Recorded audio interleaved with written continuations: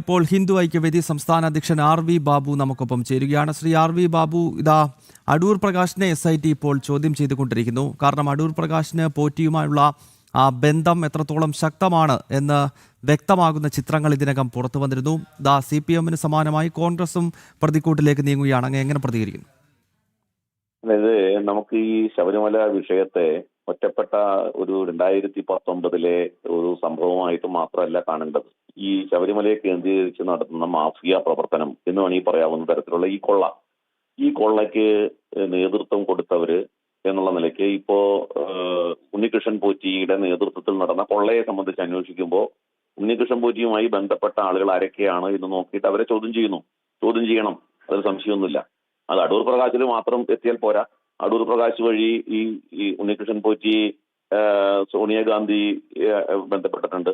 അപ്പൊ സോണിയാഗാന്ധിയുമായി ബന്ധപ്പെടുമ്പോൾ സോണിയാഗാന്ധിയെ ചോദ്യം ചെയ്യണം. ഈ പറയുന്ന ഉണ്ണികൃഷ്ണൻ പോറ്റിക്കും സോണിയാഗാന്ധിക്കും തമ്മിലുള്ള ബന്ധം, ഉണ്ണികൃഷ്ണൻ പോറ്റി സോണിയാഗാന്ധി ഉപയോഗിച്ചുകൊണ്ട് മറ്റെന്തെങ്കിലും നേട്ടം ഉണ്ടാക്കാൻ ശ്രമിച്ചിട്ടുണ്ടോ? അപ്പൊ ഇത്തരം കാര്യങ്ങളൊക്കെ വലിയ തോതിൽ മുന്നോട്ട് പോകണം. പക്ഷെ ഇത്തരം ചോദ്യം ചെയ്യലുകളൊക്കെ രാഷ്ട്രീയമായ ലക്ഷ്യത്തോടു കൂടിയിട്ടാവരുത്. ഇതിന്റെ കൊള്ളക്കാരെ കണ്ടെത്തുക എന്നുള്ള ലക്ഷ്യമായിരിക്കണം അതിന്റെ പിന്നിലുണ്ടാവേണ്ടത്. രാഷ്ട്രീയമായിട്ട് ഇപ്പോൾ CPM-ന്റെ നേതാക്കന്മാര് പലരും ജയിലിലാണ്. CPM അങ്ങേറ്റം പ്രതിരോധത്തിലാണ്. CPM-ന്റെ നേതാക്കന്മാര് ഈ കൊള്ളയ്ക്ക് നേതൃത്വം കൊടുത്തു എന്നുള്ള അന്തരീക്ഷം പൊതുബോധമണ്ഡലത്തിലുണ്ട്, പൊതുസമൂഹത്തിന്റെ മനസ്സിലുണ്ട്. അപ്പൊ അതിന് പകരം മറ്റു രാഷ്ട്രീയക്കാരെ കൂടി പ്രതികളാക്കിക്കൊണ്ട് ഒരു കേസ് രജിസ്റ്റർ ചെയ്യുക എന്നുള്ള ഉദ്ദേശമല്ല അതിന് വേണ്ടത്. യഥാർത്ഥത്തിൽ ഈ അടൂർ പ്രകാശ് അടക്കമുള്ള ആളുകൾ, അടൂർ പ്രകാശ് ഉണ്ട്, സോണിയാഗാന്ധി ഉണ്ട്, പിന്നെ കോൺഗ്രസിന്റെ ആരൊക്കെയാണോ നേതാക്കന്മാർ ഇതിനകത്ത് ബന്ധപ്പെട്ടുള്ളതെന്ന് വെച്ചാൽ അവരൊക്കെ പുറത്തു വരണമെന്ന്. അവരൊക്കെ ചോദ്യം ചെയ്യണം. അവര് ഈ കുറ്റം തെളിഞ്ഞാൽ ഇവർക്ക് ഈ തരത്തിൽ ബന്ധമുണ്ടെന്ന് വെച്ചാൽ ഇവരൊക്കെ അറസ്റ്റ് ചെയ്യാൻ ധൈര്യം കാണിക്കണം SIT. മാത്രമല്ല, ഇപ്പോ SIT ചെയ്യുമ്പോൾ കടകംപള്ളി സുരേന്ദ്രന്റെ കാര്യത്തിലും ഈ കാര്യം ബാധകമാണ്. കടകംപള്ളി സുരേന്ദ്രനുമായിട്ടും ബന്ധപ്പെട്ടിട്ടുണ്ട്. അന്നത്തെ ദേവസ്വം മന്ത്രിയായിരുന്ന കടകംപള്ളി സുരേന്ദ്രൻ. അപ്പൊ കടകംപള്ളി സുരേന്ദ്രനുമായിട്ടുള്ള ബന്ധം ഈ കാര്യത്തിൽ SIT രഹസ്യമായിട്ട് ചോദ്യം ചെയ്ത് കടകംപള്ളി സുരേന്ദ്രന് വിടുകയാണ് ചെയ്തേക്കണേ.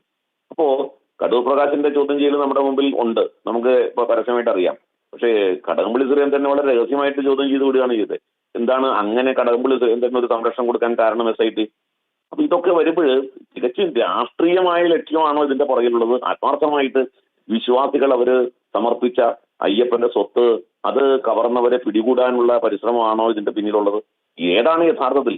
യാതൊരുത്തരത്തിലുള്ള ഒരു ആത്മാർത്ഥ SIT ഉണ്ടോ?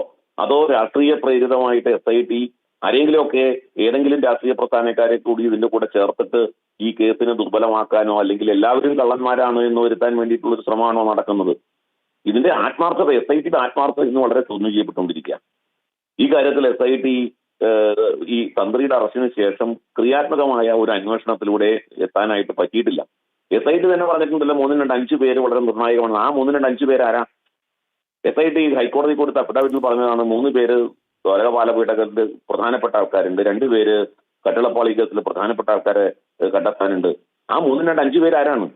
അവരെ ചോദ്യം ചെയ്യാൻ, അവരെ കണ്ടെത്താൻ SIT ശ്രമിച്ചിട്ടുണ്ട്. അപ്പോ കേവലം രാഷ്ട്രീയമായൊരു പുകമറ സൃഷ്ടിച്ചുകൊണ്ട് തങ്ങൾ എന്തൊക്കെയോ ചെയ്യുന്നു എന്ന് വരുത്തി തീർത്ത് ഈ കേസ് ദുർബലമാക്കാൻ SIT ഇപ്പൊ നേതൃത്വം കൊടുക്കുക എന്ന ഗുരുതരമായ പ്രശ്നമാണ് ഇപ്പൊ ഈ കേസ് അന്വേഷണത്തിൽ നമ്മൾ നേരിട്ടുകൊണ്ടിരിക്കുന്നത്.